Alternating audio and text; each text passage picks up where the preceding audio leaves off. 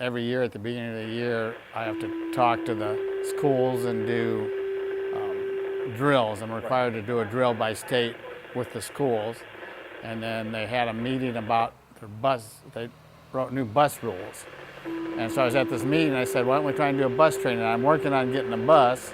If we get a bus, we'll do a mock bus so the school's involved and everybody's involved. Right. So that's what we ended up doing.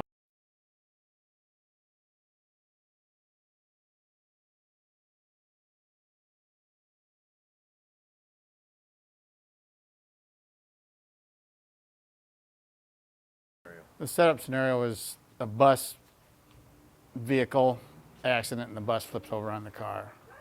We were supposed to have, driver of the car was supposed to be dead on arrival and 2 other victims in the car. In the bus we had about 30 students and the bus driver. We had the bus driver make the phone call, say she was in an accident to Whiteside just like she normally would, and then it all starts there. Attention Prophetstown Ambulance, Prophetstown Fire, Linden First Responders. This is a drill. We have a bus accident. Bus is on its side. Commercial Road in Linden. And things went faster than normal time because partly the bus was stabilized from the day before because of we couldn't leave it unsafe to put kids in it. And we had boards on the windows where the windows would have been broke out or they would have just been windows. So I didn't want kids laying in there and getting hurt. And it's just knowing what to do. You practice it, so if something does come, you go, okay, this is what we got to do. We got to set up our triage. We got to get this done because we don't do it very often. But hopefully never do it. Is what it boils down to. So we try and practice it. So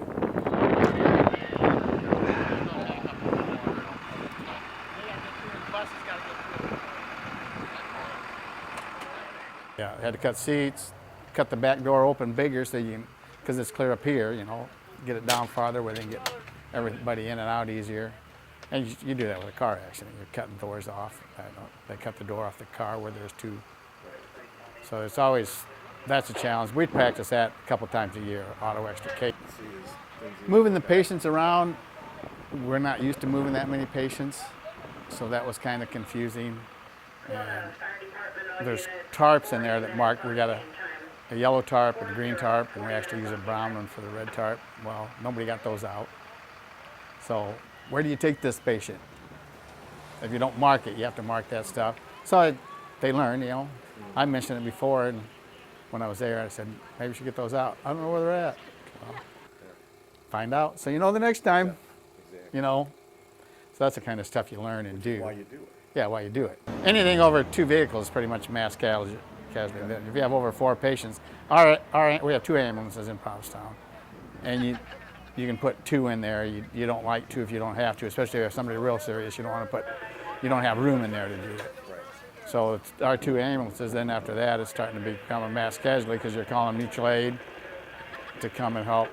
Just the vehicle accident we had a few weeks ago out on 78. We had Morrison Ambulance, Erie Ambulance, our 2 ambulances there that transport all the patients. So it was kind of the same as that.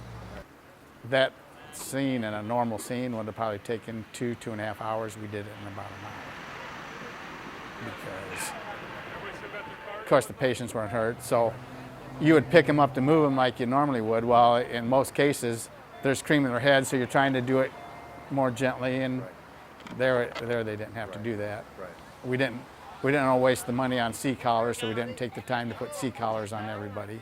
Which in most cases, in all cases, that's protocol. You have to put a C-collar on them. It went well.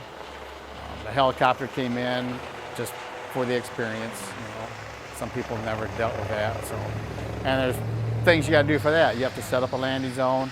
You have to talk to them, explain the landing zone. You have to explain where the wires are at, any trees, which way the wind's coming from, and all that stuff for them to land safely. The parents would be there and they would be, my child's in there, my child's in there. So we had a few parents play that role, but they didn't play it up like it, you know, they had it's hard to do. So, and that's what happens though. And then